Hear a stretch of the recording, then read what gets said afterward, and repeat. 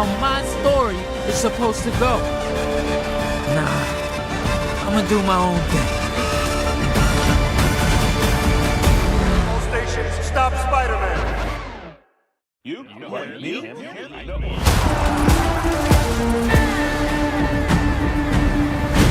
Okay, so we are here with a more in-depth and slightly spoilery discussion for Spider-Man Across the Spider-Verse because we saw it. This will probably be going up on the Wednesday that anybody's watching this, but we're recording this on the day it comes out. Funnily enough, we saw it on Thursday. We did a little immediate reaction thing, but we're here to just talk about what we thought about it and all that. First things first, is there anything that you want to say just immediately about the movie that we didn't say in our immediate reaction? I did say that the animation was great again, or the soundtrack is great again, but the givens. I'll save that for 5 minutes later. Okay, so the first things that I want to get out about this movie is that yes, the animation is absolutely insane and absolutely just gorgeous. It's such a good looking movie. I feel like I love the first Into the Spider-Verse movie. I've stated this on this channel before, literally in last week's video.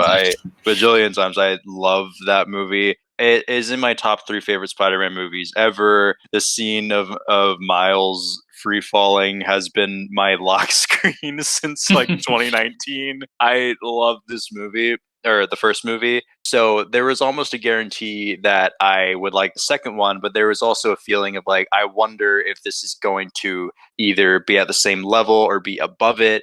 And again, it's only been like a day since we saw it, so I still need time to process it fully before I can say, yes, I enjoyed it more, or yes, or no, I did not enjoy it as much. But honestly, I feel like it's a more impressive movie than the first one, just from an animation standpoint, because when you think about it, the first one, while the animation was already impressive and kind of groundbreaking and has kind of, I've noticed a sort of like trend, like whenever we were in the theater, we saw a trailer for the new animated Ninja Turtles movie, which kind of looks like it's taking a page out of Spider-Verse's book with the sort of like comic booky sketchbook looking animation style and stuff like that. I feel like it did change things for animation and mainstream movies.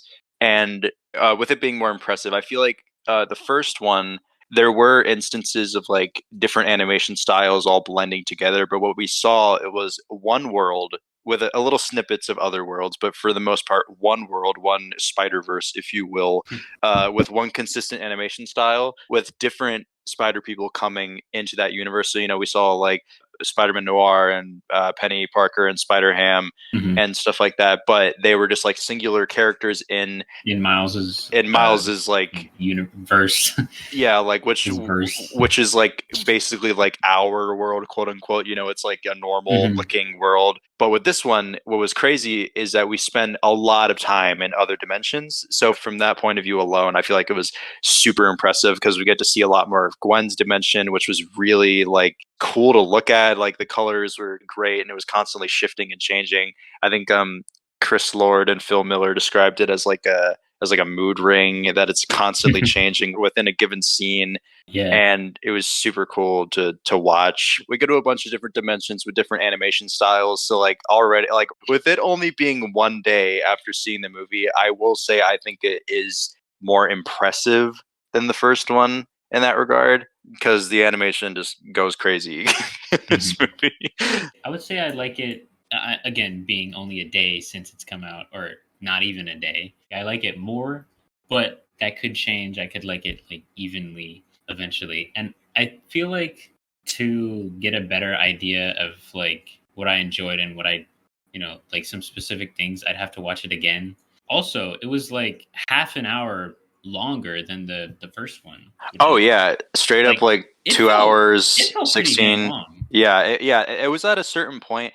Like, I kind of felt that like I enjoyed like every minute of it, but there was a point like early on, like in the first half, where they were like they devote a lot of time to Miles Morales' like personal, like it's kind of funny. I was gonna say to the Miles Morales stuff, and when I say that, I kind of like I kind of mean like whenever I like No Way Home came out, and I was like, I love the Spider-Man action, but I also really like the Peter Parker stuff. But when I say Peter Parker stuff, I mean like the personal, like human side of things. So, but whenever I say Miles Morales with it being a different character, it's kind of weird. It's like, you mean the whole thing? Like You mean the movie? Miles Morales, you mean the whole movie?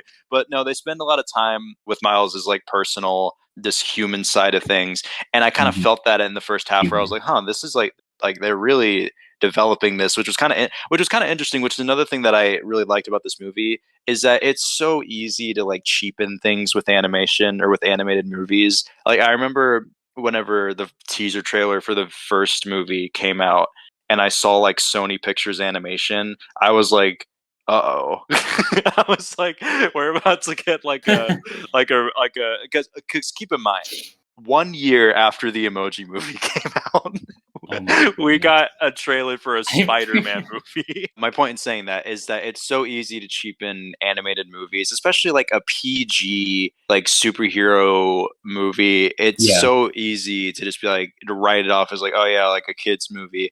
But they treat this movie with like Miles's personal stuff and just even the superhero Spider-Man stuff. They treat it like they would treat a live action movie, which really just makes for a really good, like they respect it and they don't talk down to the audience. They treat it like they would treat any other movie. And it just makes for a super good movie that like it's refreshing to see an animated movie that takes itself seriously and that has like a pretty good story and just like a nice team behind it that just make for an all-around good movie. And I just super loved this movie. It honestly didn't disappoint. I only have a few or one big complaint, which will get, I only have one major gripe, which I'll get into it in a bit. But before that, I just want to get some other things out of the way that I liked.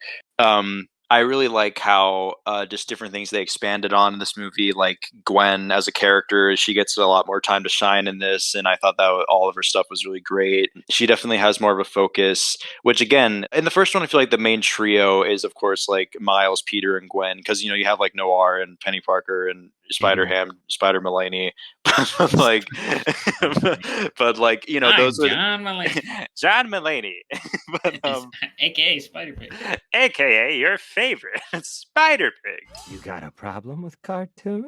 They're kind of like gag characters where it's like, yeah, like they're the random variations of Spider-Man. I mean, they kind of are gag characters. Yeah, like they're nice characters and I like them, but like there's nothing wrong with them. But yeah, they are kind of gag characters. But like even Gwen in the first one, she is kind of like she has a main role, but she is kind of like a side character. But in this one, they definitely like the opening scene. The first like 10 minutes are of Gwen and her dimension and giving like backstory on like how her version of Peter Parker, who was the Lizard, his death that she was partly responsible for.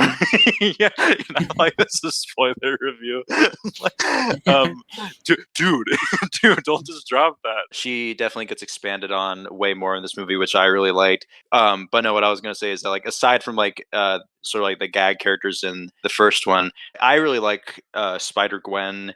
Just like from like a design standpoint, whenever like from the small bits that we saw of her dimension in the first one, I was like, oh, that dimension looks cool. So it was cool that she got more of a spotlight in this movie, and they kind of fleshed her out more as a character. The scenes with her and her dad were really great. Totally agree. So what do you think of Spider-Man 2099, his role in this movie? He is totally a villain character. Like as much Spider-Man as he can be, like he seems to be like completely obviously the villain, even though there's like the spot. He's designed like a villain. His like design his character alone. design is legitimately the most villainous Spider-Man can get. He's trying to control every universe, and that's a little too much for him. It was an interesting approach because, like, again, his character isn't like a villain canonically, but like he was definitely this movie's side villain to Miles specifically. Yeah. Maybe not a villain, but definitely an antagonist. And speaking of like the canon, that's a thing in this movie that I thought was interesting. I'm trying to think of what I think of this story or this side of the story as a whole, but there's an aspect of the story where, you know, there's the canon. There are specific events that happen to every iteration of Spider-Man And that's partly why Miguel feels like a villain, because he's like, you can't disrupt these events. The multiverse will shatter and destroy itself. It'll blow up if like you disrupt these events. And a thing that happens to most Spider people is that, you know, police captain that was close to Spider-Man dies, and it turns out, you know, Miles's dad, who's a cop, is being promoted to captain, and it's like, uh-oh, Miles's dad is gonna die. Miles, of course, wants to go back to his home dimension and save his dad. And it's a story where I'm kind of like, I thought it was an interesting approach. And again, that's kind of, or I don't want to get into Easter eggs just yet, but that's kind of where oh no, the things that I obviously didn't catch. that is where, you know, Miguel is kind of like an antagonist, because he's like, you cannot go home, you cannot save your dad, he has to die.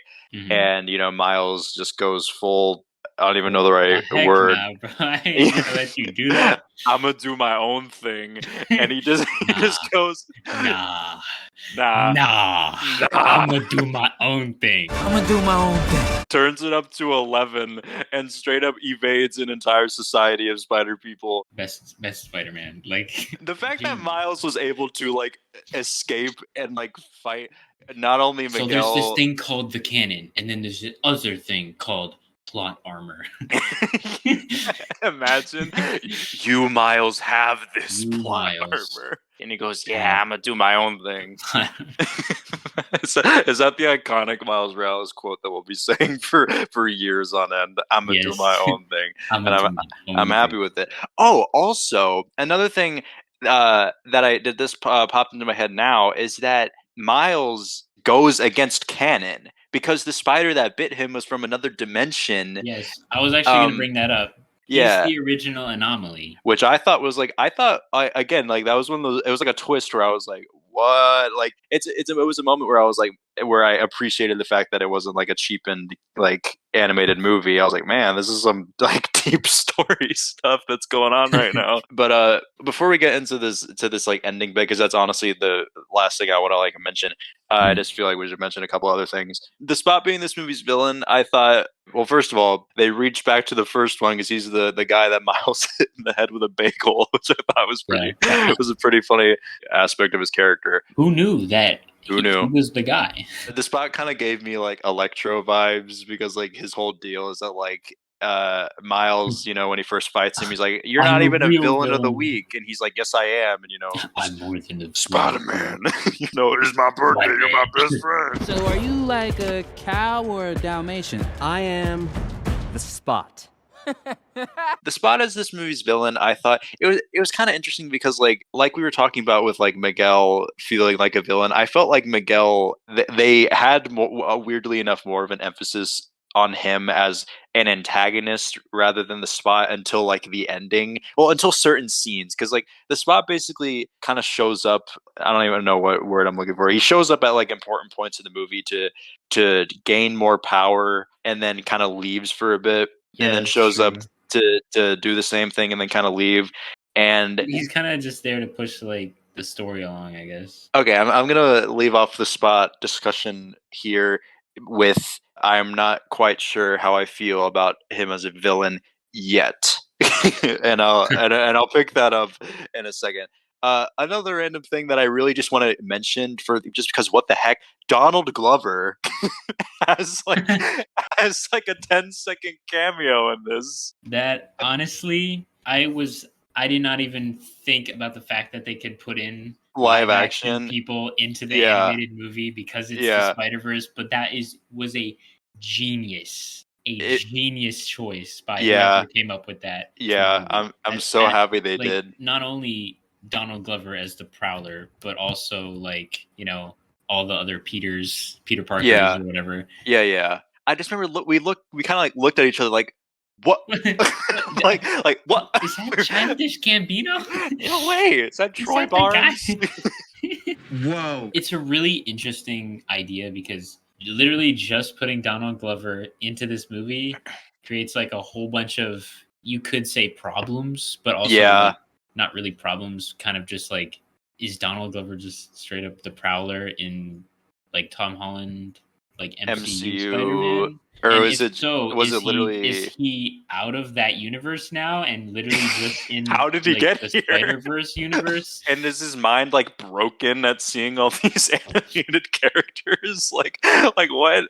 Like him being there, he could just not be in MCU like Spider-Man world anymore, right? Yeah, I Like, mean that's what because that means. Yeah, because he's just. I unless he mean, gets set free at the end of the second movie, but or he was in. I don't know. Also, it's kind of funny that we're saying the second movie. I just realized because it's the third, but this is like this. It Right. literally is going to be It's the the second part to of the this. second movie, aka the third movie. The third, yeah, that was a huge surprise because like it's kind of because like again, I don't know if if it's just 100% a joke or if like there's something in the works, like oh he's Is the it a Prowler bit? in an upcoming thing. Is it a bit? Is it a bit? With that, you also in like the Spider Society thing, you get a lot of different. I mean, there's 1000% many Spider-Men that I missed. Like different variations that are references to things, Variation, yeah. but I think right before it shows Donald Glover, we get PS4 Spider-Man, and it's like straight out of the video game. Like it's not, the animation isn't changed. The character model is just PS4. And I was like, oh, it's from the PS4. Like stuff like that. We get Spectacular Spider-Man in this, like some stuff from the cartoon. We get Spider Cat, Spider T-Rex. Like we get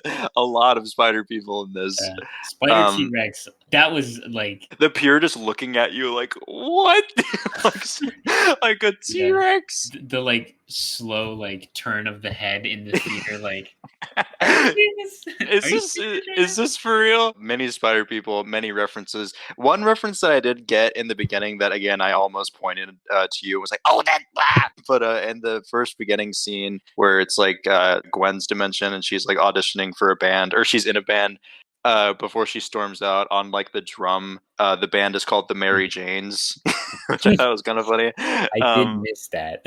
I had that thought of like, oh, I should point that out to you, but I was like, I'm gonna be doing that the whole movie if I do that. But yeah, lots of references and surprises and stuff like that. So now I just want to get into kind of wrap this up, get into the ending. Miles has a big standoff moment, goes back home, except he goes to the dimension where the spider that bit him is originally from, dimension 42.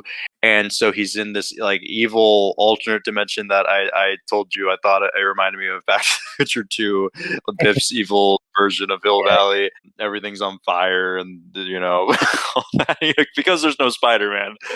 Buildings on fire. Buildings are just on fire, just because. Yeah, crime is rampant.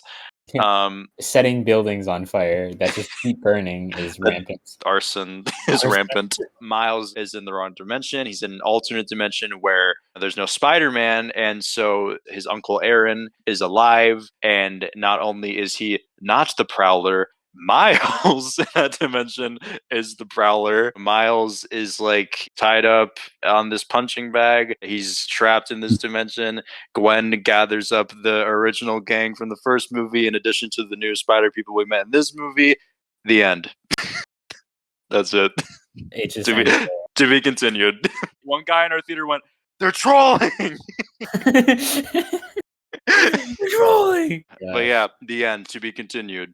When we were watching it, I kind of had the thought like, "Wow, this is a long movie. How are they gonna how are they gonna wrap this all up?" And then, as soon as it ended, I remembered that it's two parts. It's not like one part, and I completely forgot about that until the end of the movie. Not so pleasant surprise. Yeah, I mean, it gives me something to look forward to. But, yeah, absolutely. And honestly, it's not even a year away.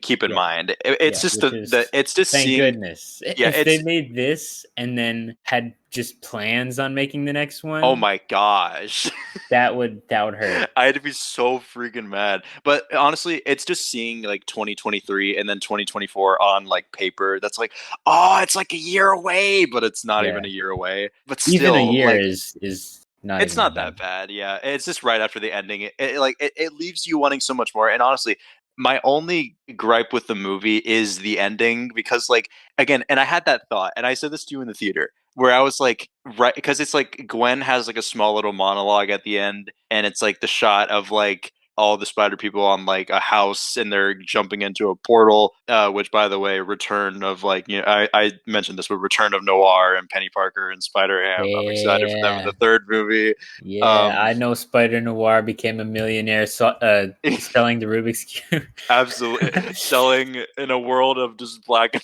white, selling Yeah. this Rubik's Cube. When that scene was happening, I had the thought of like, this feels like it's about to end right now. And then it cuts to black. And then I'm like, no. I was legitimately mad. And you saw me. I was like, I'm mad. Yeah. I said I'm mad. I had a point and I was gonna say it like a minute ago, and then I And you completely lost it. forgot what I was gonna say. So continue what you're saying.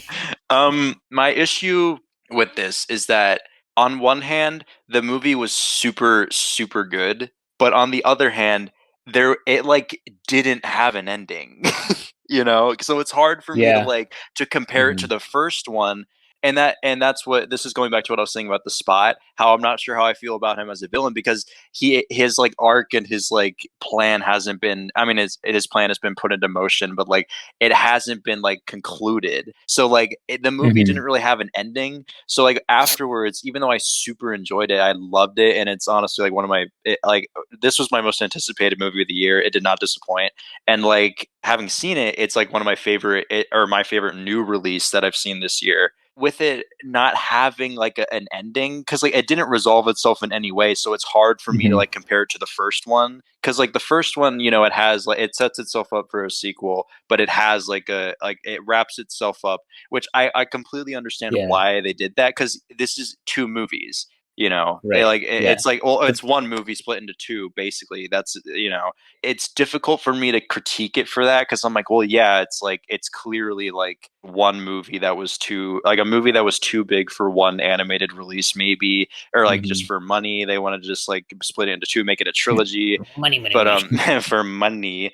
But that's my only issue with the movie, where like it left me hanging, but in a way where like there wasn't enough resolution to where I was like, the conclusion I've come to, and I said this to you, is that it was satisfyingly unsatisfying. Yeah. Because like I loved it, but the ending left me wanting more, but not in a way where I was like, I'm just going to be repeating myself. There wasn't an ending. So like it's kind of difficult for me to even think about how to rate this, because I haven't seen how it ends. Like I really enjoyed it, but my like my critique and my like genuine like full thoughts on this movie and this story really depends on how the third one goes, because I could say, oh, the story was so good, and then like the third one could go at a completely just off direction, and then I could be like, oh well, that didn't really like it didn't really pay off. I feel like it'll pay off because I feel like they know what they're doing. But literally my only complaint with the movie is the ending, and I'm more so conflicted on it. I don't think it's bad, but I'm not happy with it, only because it left us hanging so hard. What? But you can't do this to me. I'm pretty indifferent about a lot of things, but my kind of idea on the ending of this one is, I think it's fine because it's kind of supposed to be how it is. It's a part of it's a two-parter, but it ends right when we're gonna get more action. You know, yeah. It's like it Literally, ends, like it sets up all this, like Gwen and the rest of the gang are about to like do whatever. They're about to save Miles, and we're about to see that action. Everybody gets so excited, and it's like, all right, see you in part 2. So later. It's like we're out. I guess you could say it kind of ends in a good spot because there's more excitement to be had, but it also ends in a spot where you're kind of like, I really wanted to see what happens. So yeah, it does what it does, and what it does is both positive and negative at the same time. Because you're like, oh, I want to see more, but you know, they want you to want to see more. Because then you'll come back next year and see more. That's the exact so point. It's a perfect ending in the creative in that way eyes, and in Sony's to get you coming back. Sony's eyes, like, well, perfect.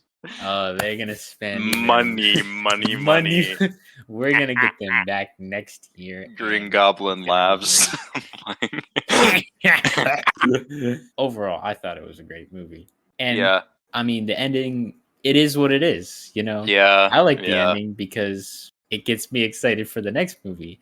And you can't fit the next movie in this movie because there's another movie. So Yeah, if we get all this stuff done in this movie and then the next movie's boring, it's like, what was the point of the next movie? So yeah. It's it's fine. either yeah. I'm at peace with it. I'm like 60% at peace with it.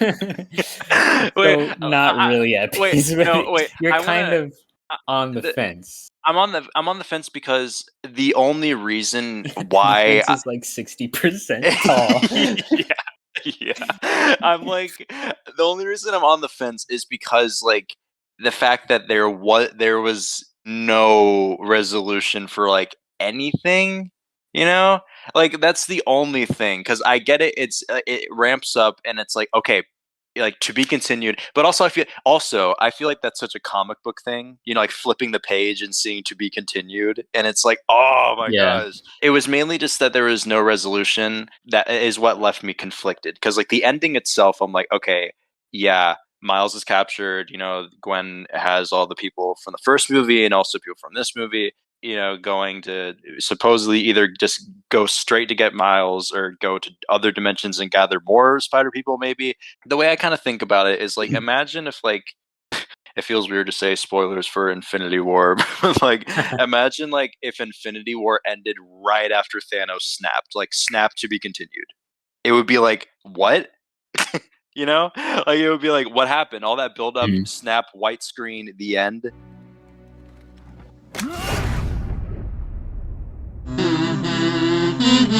But at the same time, like I said, that's not something I want to like criticize it for like Yeah. heavily. It's not a bad And thing the about the question is, movie. what would be better? What would need to be like What would need to resolved happen? Like for you to be like satisfied with the ending of it? You yeah, know, because it's a yeah. you could resolve some things, but then it's like, I mean, they did set up new conflict, but then it yeah, could just be its own movie at that point. So and also the fact that they have a release date for March of next year makes me think that like most of the third movie has to be like close to or like done, right? You know, like there's no way they have a set in stone release date for an animated movie if a I substantial amount mean, is already done, right? March yeah. 29th, Well, 2024. I feel like they definitely have a substantial amount done, They had to have been this and had to have been like a back-to-back production thing, I imagine. yeah, Okay, I think after talking it out, because like we you know we talked about it on like the car ride home, but it was mostly like oh my gosh, what the heck? But like after like discussing it fully with you, I think I'm more at peace with the ending now because it's like okay, because at no, peace. because honestly, yeah, at peace. Yeah, Because honestly, now that I'm thinking about it, I don't know how else I would have wanted this movie to end, and also yeah. justifying another movie. Well, when you really think about it, it left you exactly how you wanted to be left. Yeah, You want to be yeah, excited for the next movie. yeah, I yeah. mean, you got your movie and you didn't really get a resolution, which is it is what it is. But like you know you're gonna watch the next movie. Of course, opening night, you know, So like it's like it's me, like, you, you know, opening night, Beyond the Spider Verse. Let's freaking go! like But what more can you want? And then you can watch both of them as in a one row. thing, all in all, I absolutely love this movie. I'm now at peace with the ending after that basically therapy session, I guess. And I will say the one thing is that the way I view the story and like as a whole definitely does rely on where the third one goes because like I thought the story was good, but I can't say that it's all good because we haven't seen the end of it. So like that's one thing that I True. can't that like that's the one thing where I'm like I have to think or I have to wait and see where it goes before making a full critique on the or judgment or whatever on the story. But so far, I thought that it was a great Spider-Man movie, great just showcase of animation, and just an all-around good time at the movies. Definitely worth seeing in theaters. And Oh yeah, yeah, I just really love this definitely worth movie seeing in theaters. on the biggest screen possible. Also, like trust us. Yeah. Okay, if you had to rate this movie, what would you give it? To be honest, in terms of enjoyment, like it was a 10 out of 10. Like Oh yeah, absolutely.